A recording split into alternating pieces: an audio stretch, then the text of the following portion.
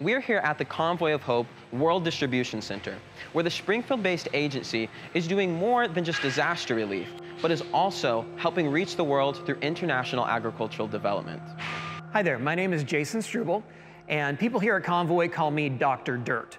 My official title is Senior Director, Program Effectiveness and Training, but what it boils down to is I have the opportunity to make sure that what we do as Convoy of Hope around the world is what we tell you that we do, and so quality control and quality assurance.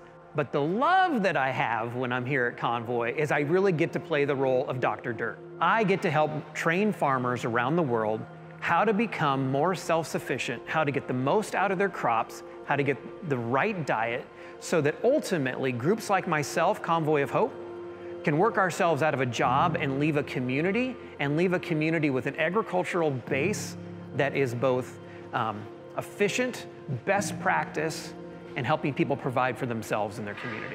Convoy of Hope is an international humanitarian organization headquartered in the Ozarks. It's received national attention for its community outreaches, child feeding programs, and early responses to worldwide disasters. But many people are left wondering, what happens to these communities touched by humanitarian agencies once the organizations leave? So when people think about Convoy of Hope, especially here in Southwest Missouri, a lot of times they think of just the disaster response. But the reality is that when you go into a disaster into communities that are chronically poor and that they have just chronic malnutrition, you have to do more than just that relief. So very early on, probably about 10 years ago, Convoy came to the realization that we had an amazing opportunity. Because of our disaster response, we could go into a community and we could help that community start developing resilience plans and sustainability plans so that ultimately we can go into a community at a disaster, and if it's the right community, we can then continue working in that community and then leave it years later in a far better place so that when the next disaster hits, they can survive. Dr. Struble says the key to Convoy's strategy to empower struggling communities is agricultural education. While American farmers have had centuries of agri-science research shared with them through extension agents, many nations around the world lack such resources. Dr. Struble and his team work to offer that resource, and an encouraging example of success lies in the nation of Nepal. Just about 2 months ago, I was in Nepal.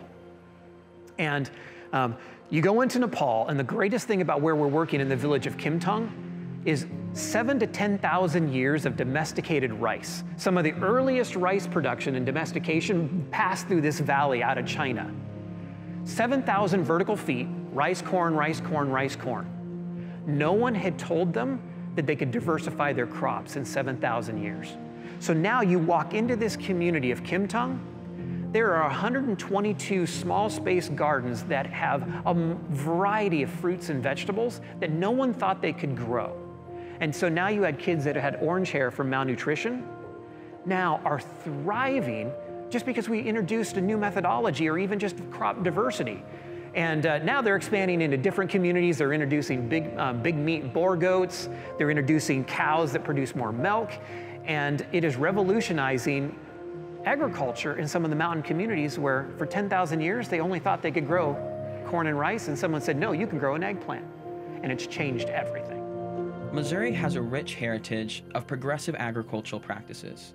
Now, Dr. Dirt with Convoy of Hope, right here from the Ozarks, is taking that heritage across the globe to make a difference.